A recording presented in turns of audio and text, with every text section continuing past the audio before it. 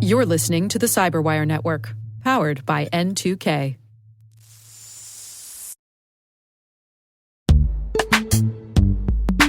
And now, a message from our sponsor, Zscaler, the leader in cloud security. Enterprises have spent billions of dollars on firewalls and VPNs, yet breaches continue to rise by an 18% year-over-year increase in ransomware attacks and a $75 million record payout in 2024. These traditional security tools expand your attack surface with public-facing IPs that are exploited by bad actors more easily than ever with AI tools. It's time to rethink your security. Zscaler Zero Trust plus AI stops attackers by hiding your attack surface, making apps and IPs invisible, eliminating lateral movement, connecting users only to specific apps, not the entire network, continuously verifying every request based on identity and context, simplifying security management with AI-powered automation, and detecting threats using AI to analyze over 500 billion daily transactions. Hackers can't attack what they can't see. Protect your organization with Zscaler Zero Trust and AI. Learn more at zscaler.com/security.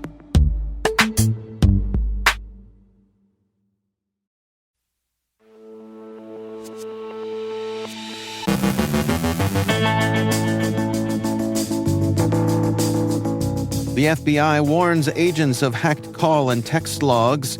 The U.S. Treasury sanctions entities tied to North Korea's fake IT worker operations. Russian hacking group Star Blizzard attempted to infiltrate WhatsApp accounts of nonprofits supporting Ukraine.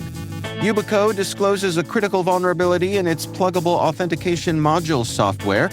Google releases an open-source library for software composition analysis. CISA hopes to close the software understanding gap. PumaKit targets critical infrastructure. Simple Help patches multiple flaws in their remote access software. The FTC bans GM from selling driver data. HHS outlines their efforts to protect hospitals and healthcare. Our guest is Maria Tranquilli, Executive Director at Common Mission Project, speaking with N2K's Brandon Karpf about the origins and impacts of hacking for defense. And even the best of red teamers are humbled by AI.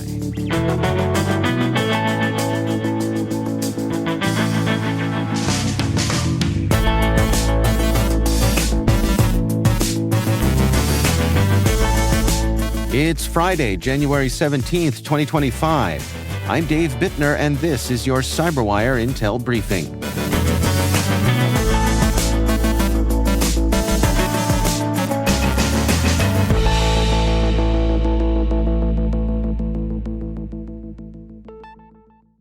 Thanks for joining us here today. It is great, as always, to have you with us. According to an FBI document reviewed by Bloomberg, hackers breached AT&T's systems in 2022, stealing months of FBI agents' call and text logs, triggering concerns about exposing confidential informants. The stolen data, including agents' phone numbers and call details, could link investigators to their secret sources, but excluded content of communications and encrypted messaging records. AT&T disclosed the breach in July, which involved 6 months of customer data following an extortion attempt by hackers. The FBI has raced to mitigate risks to its sources and investigations, underscoring concerns about the Bureau's operational security. The breach was part of a broader campaign targeting AT&T and Snowflake customers, with hackers exploiting accounts lacking multi-factor authentication. Federal prosecutors charged individuals connected to the breach and related extortion schemes. Despite efforts to secure the data, it's unclear if the information remains at risk, raising alarms about safeguarding sensitive data in third-party systems.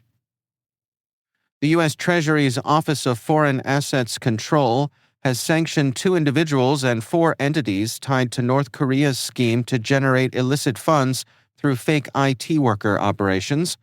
North Korean operatives used stolen identities and AI to secure IT jobs in Western countries, funneling earnings to the regime. Hundreds of companies in the U.S., UK, and Australia unknowingly hired these workers, while others were stationed in Russia, China, and beyond.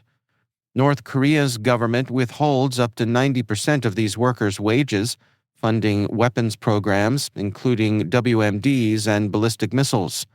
Sanctions target North Korean front companies, Korea Osang Shipping Company and Chonsurim Trading Corporation, as well as their leaders. A Chinese company was also sanctioned for supplying electronics to facilitate these activities. These operations generate hundreds of millions annually for Pyongyang's regime. The Russian hacking group Star Blizzard attempted to infiltrate WhatsApp accounts of nonprofits supporting Ukraine, using phishing messages impersonating U.S. officials. Victims were invited to join a fake WhatsApp group, U.S.-Ukraine NGOs group, and prompted to scan a malicious QR code, giving attackers access to their messages. This marks the first use of WhatsApp by the group, which is linked to Russia's FSB.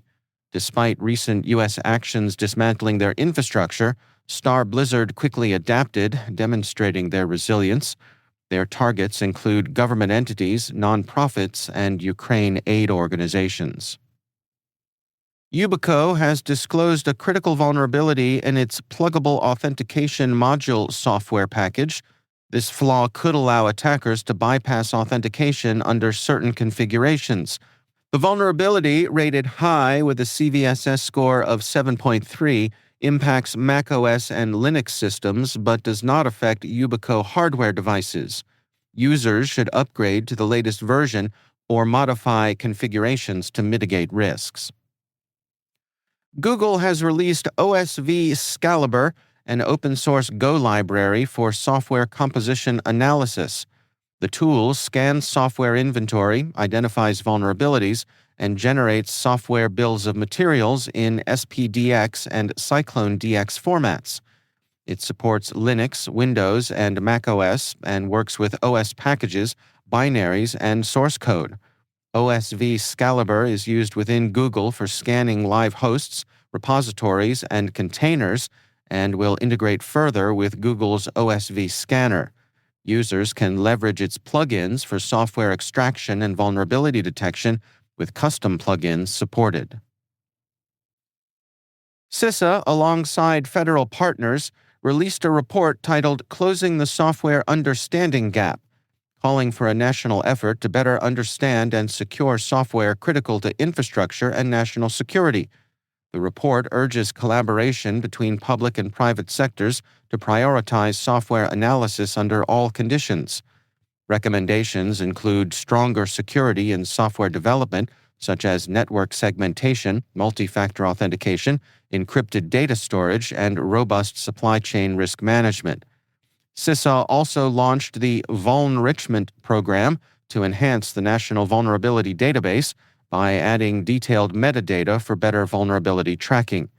These measures align with CISA's Secure by Design principles, aiming to shift the security burden from users to manufacturers, ultimately improving resilience against cyber threats to critical infrastructure systems. The advanced Linux rootkit PumaKit has been identified targeting critical infrastructure sectors, including telecommunications, finance, and national security. Discovered by Elastic Security Labs, PumaKit operates at the kernel level, employing sophisticated evasion techniques to remain undetected. It conceals malicious activities, ensures persistence through reboots, and disables security tools, enabling long-term access to compromised systems. Indicators of compromise include unusual kernel modules, suspicious traffic to specific IPs, and concealed processes. Organizations are urged to apply security patches, enforce multi-factor authentication, monitor for anomalies, and use Elastic's Yara rule for detection. Critical vulnerabilities in Simple Help remote access software could allow attackers to compromise servers and client machines, Horizon 3 AI reports. These include a path traversal flaw enabling unauthorized file access, an arbitrary file upload vulnerability allowing remote code execution, and a privilege escalation bug enabling technicians to gain admin access. Simple Help patched the issues in January and urges users to update and reset admin and technician passwords promptly to mitigate risks. The Federal Trade Commission has imposed a 5-year ban on General Motors and its OnStar subsidiary from selling sensitive driver data, including geolocation and driving behavior, to data brokers. The ban stems from allegations that GM misled customers about data collection and shared precise driver information, such as location and habits, without consent. This data, often sold to insurers, led to premium spikes or policy cancellations for some drivers. The FTC settlement requires GM to obtain explicit consent for data collection, improve transparency, and provide mechanisms for consumers to delete or limit data collection.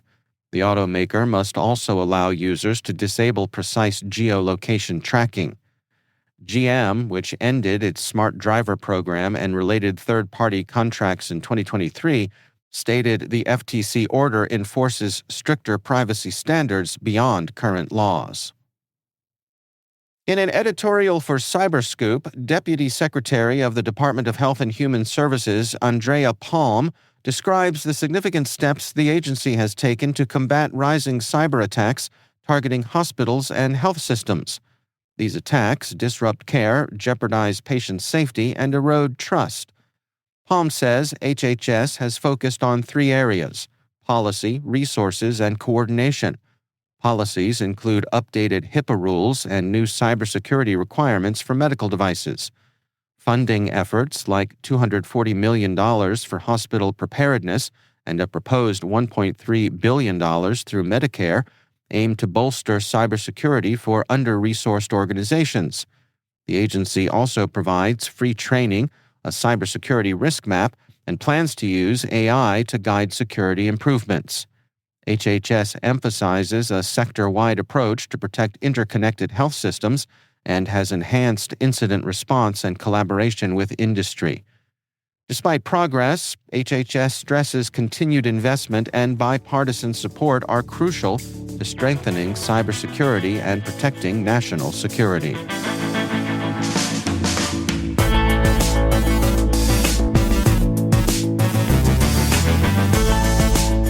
Coming up, our guest Maria Tranquilli from the Common Mission Project speaks with our own Brandon Karp about the origins and impact of hacking for defense.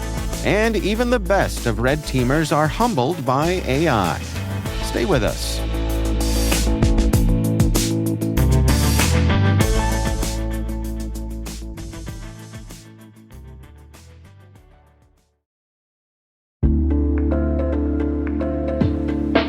Hey everybody, Dave here. Have you ever wondered where your personal information is lurking online?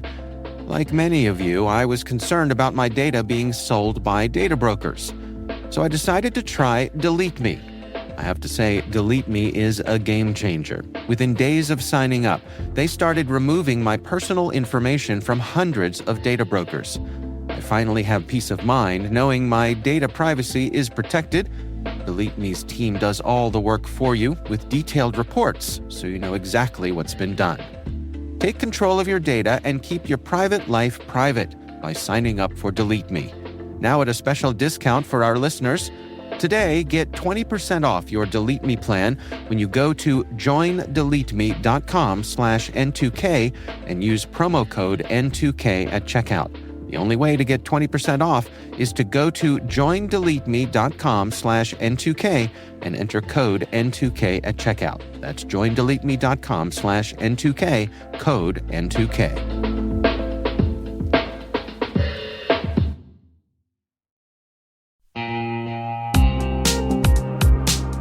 Cyber threats are evolving every second, and staying ahead is more than just a challenge, it's a necessity. That's why we're thrilled to partner with ThreatLocker, the cybersecurity solution trusted by businesses worldwide. ThreatLocker is a full suite of solutions designed to give you total control, stopping unauthorized applications, securing sensitive data, and ensuring your organization runs smoothly and securely. Visit threatlocker.com today to see how a default deny approach can keep your company safe and compliant.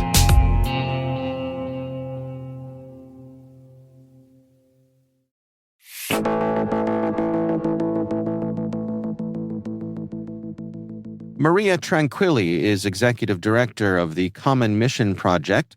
She recently got together with N2K's executive editor Brandon Karpf to discuss the origins and impact of hacking for defense and how universities can get involved.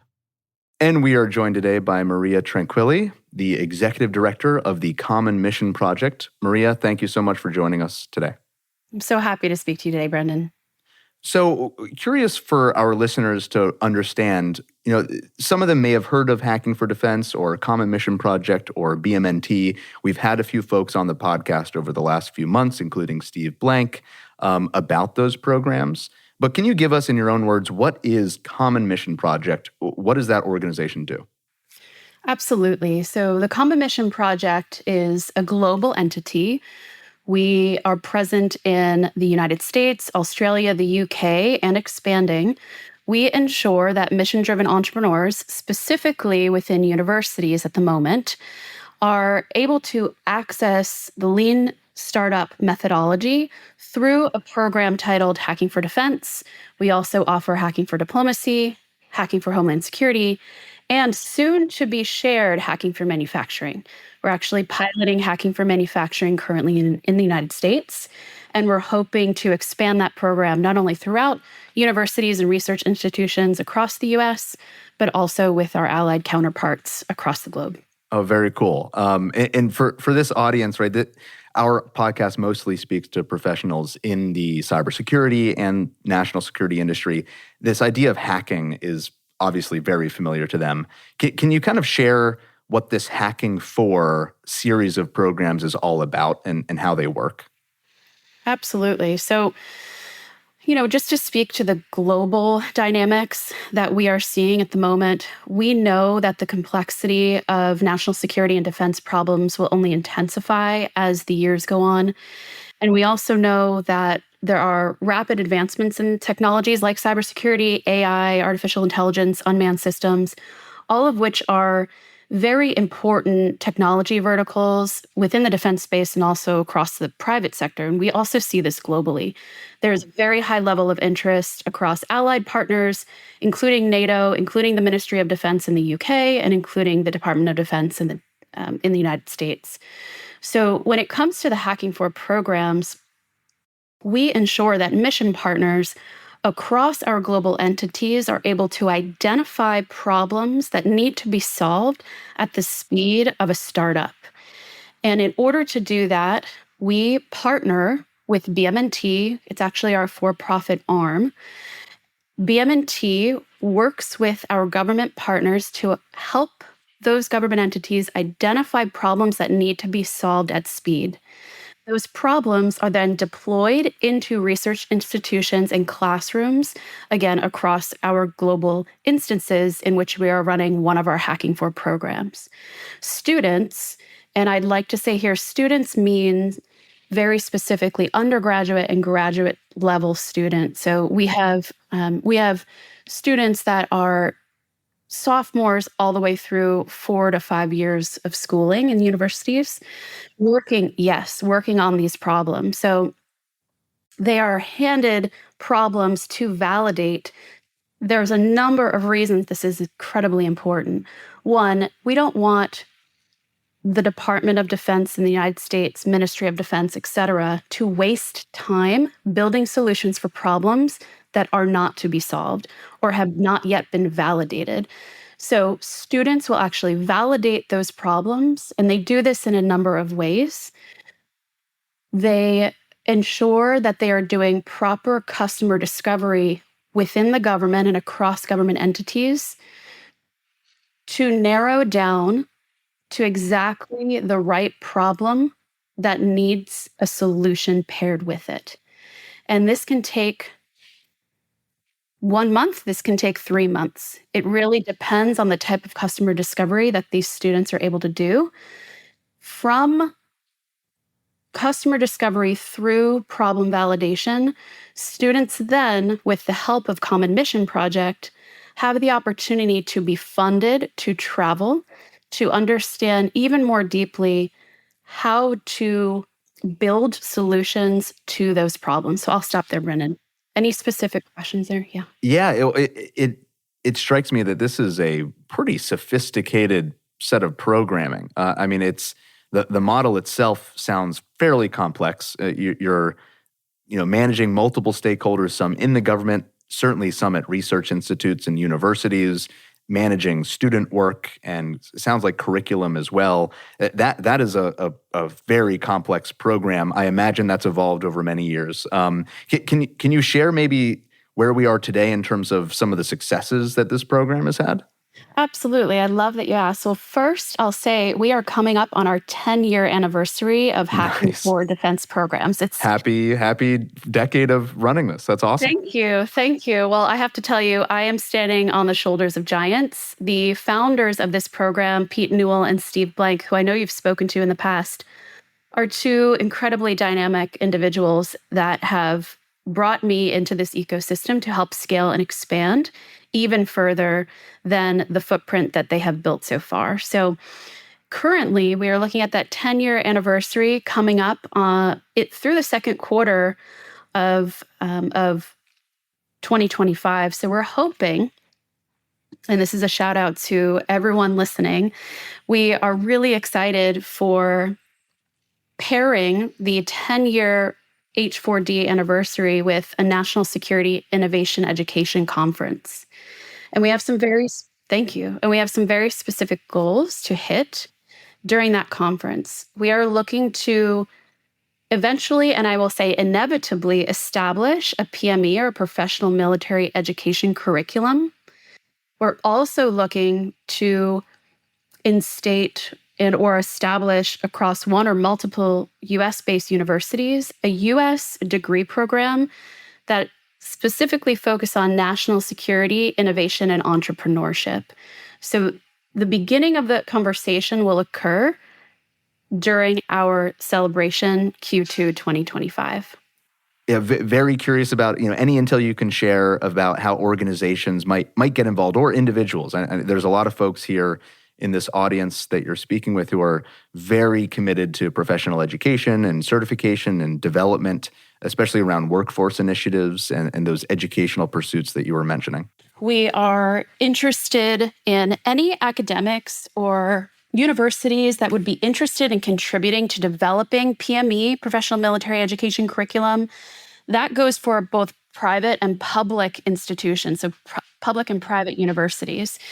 The door is open specifically for individuals that, like yourself, actually, Brendan, I know that we've actually talked about how we might engage the Navy specifically, and I know you're doing some great work there in delivering H4 at a very specific university. So we're very interested in military institutions, public and private institutions playing their part and having a stake and a say in the type of curriculum that is developed, as well as the US-based degree program that I had mentioned. So Intel, I will say, we are just on the coattails of having delivered our 6th annual Red Queen Innovation Conference.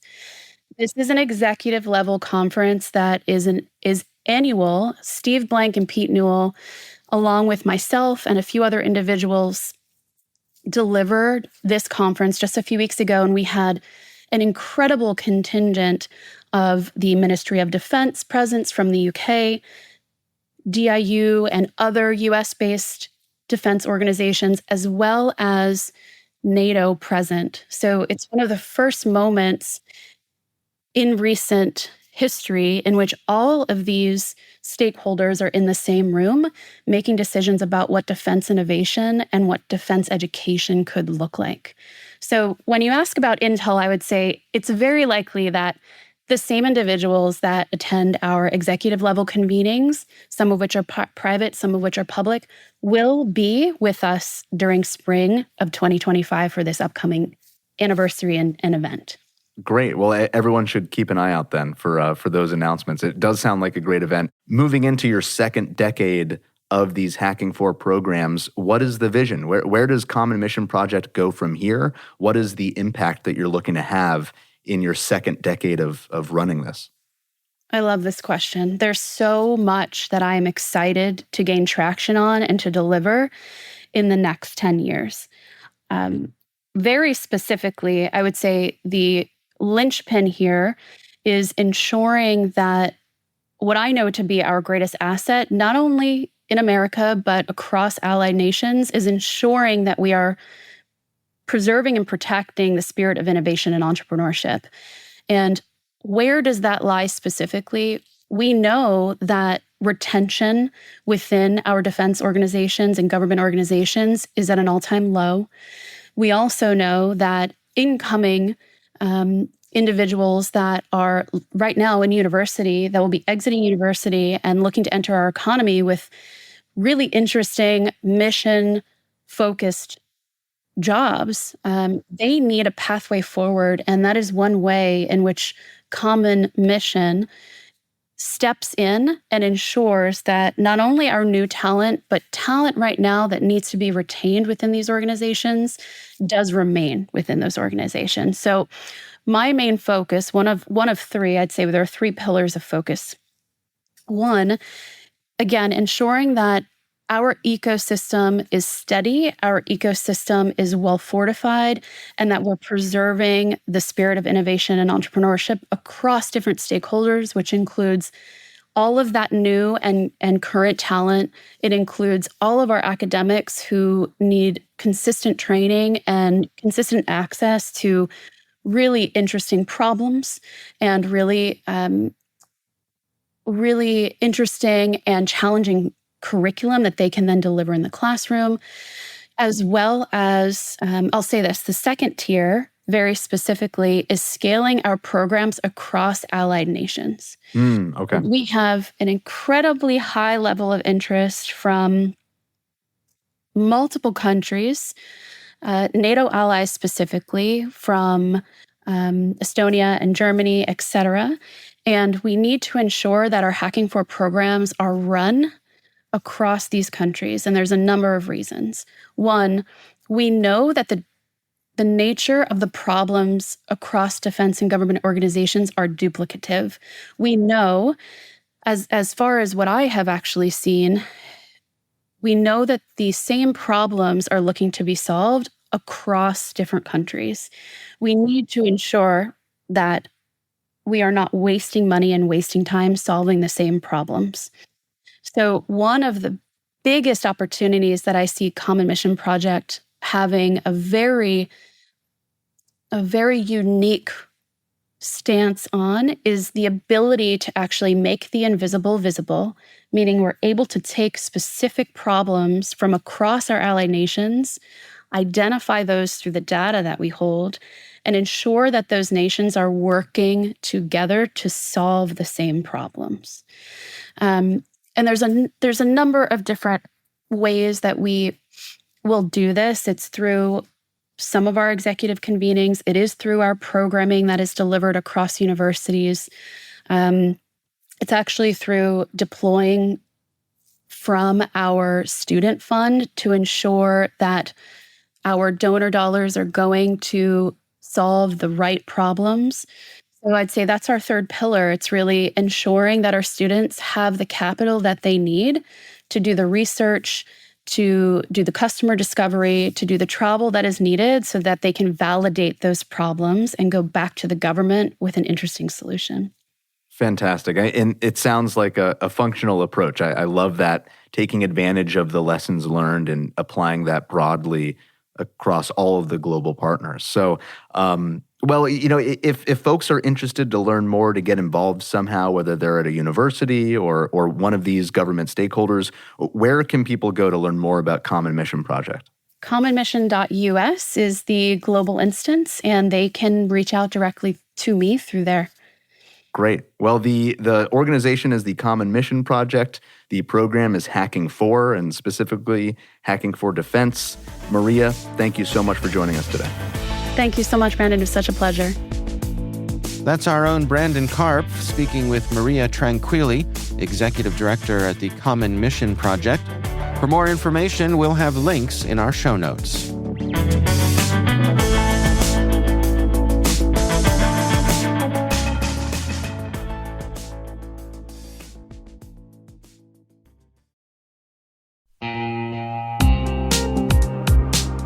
Do you know the status of your compliance controls right now? Like, right now.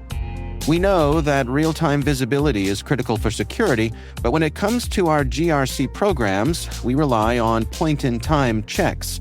But get this. More than 8,000 companies like Atlassian and Quora have continuous visibility into their controls with Vanta. Here's the gist. Vanta brings automation to evidence collection across 30 frameworks, like SOC 2 and ISO 27001. They also centralize key workflows like policies, access reviews, and reporting, and helps you get security questionnaires done 5 times faster with AI.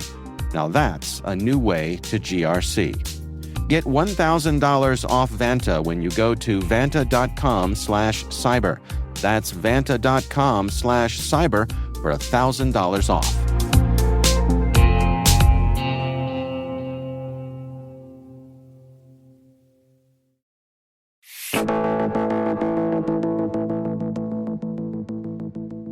And finally, our Sisyphus desk tells us that Microsoft's Red Team took a hard look at over 100 of its own generative AI products and walked away with a humbling realization. AI security is a moving target that's never fully secure. Their paper, Lessons from Red Teaming 100 Generative AI Products, outlines 8 key lessons with one undeniable truth. AI doesn't just amplify existing security risks, it invents new ones. Lesson 1: know what your AI does. Larger models follow instructions better, but that means they're also better at following malicious ones. Great for hackers, less so for defenders. Lesson 2: fancy gradient-based attacks are overrated when simpler tricks like phishing or UI manipulation works just fine. Lesson 3: red teaming is about uncovering novel risks, not just checking benchmarks. Microsoft developed Pirate, an open-source toolkit to automate red teaming tasks, but human input remains vital. Experts not only spot subtle vulnerabilities, but also handle AI-generated horrors that would make anyone's eyes water. And yes, red teamers need mental health care too.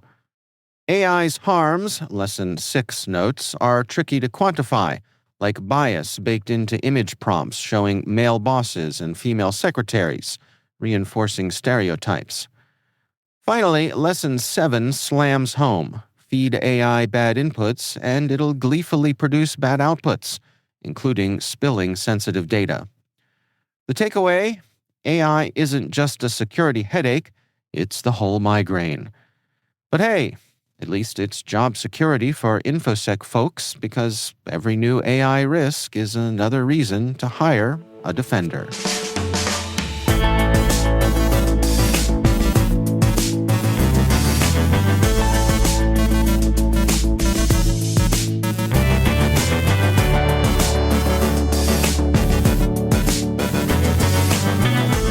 And that's the CyberWire.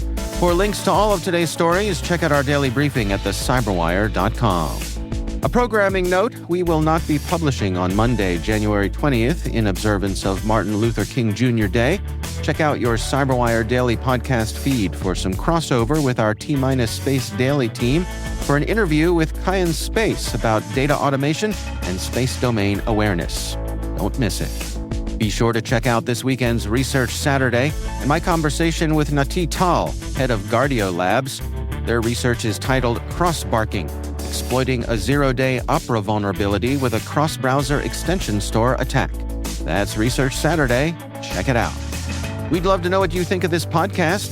Your feedback ensures we deliver the insights that keep you a step ahead in the rapidly changing world of cybersecurity. If you like our show, please share a rating and review in your favorite podcast app. Please also fill out the survey in the show notes or send an email to cyberwire@n2k.com. This episode was produced by Liz Stokes. Our mixer is Trey Hester, with original music and sound design by Elliot Peltzman. Our executive producer is Jennifer Iben. Our executive editor is Brandon Karp. Simone Petrella is our president. Peter Kilpie is our publisher. And I'm Dave Bittner. Thanks for listening. We'll see you back here next week.